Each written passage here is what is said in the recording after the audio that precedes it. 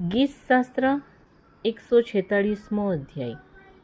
યહોવાની સ્તુતિ કરો. હે મારા આત્મા, યહોવાની સ્તુતિ કર. મારી જિંદગી પર્યંત હું યહોવાની સ્તુતિ કરીશ. મારી હયાતીના અંત સુધી હું મારા દેવના સ્તોત્ર ગાઈશ.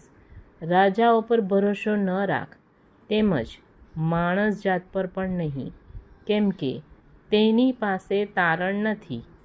તેનો પ્રાણ નીકળી જાય છે, તેનું શરીર ભૂમિમાં પાછું મળી જાય છે.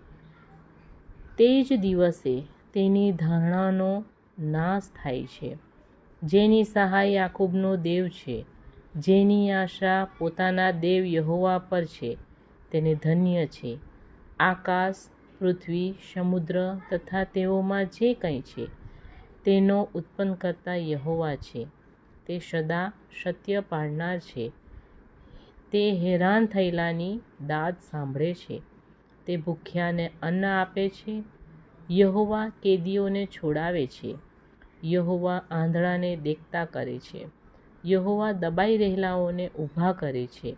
યહોવા ન્યાયીઓ પર પ્રીતિ રાખે છે. યહોવા પરદેશીઓનું રક્ષણ કરે છે. તે અનાથનો તથા વિધવાઓને સંભાળે છે, પણ દુષ્ટોનો માર્ગ તે અવળો કરી નાખે છે. યહોવા સર્વકાળ રાજ કરશે. સિયોન, તારો દેવ પેઢી દર પેઢી સુધી રાજ કરશે. યહોવાની સ્તુતિ કરો. આમેન.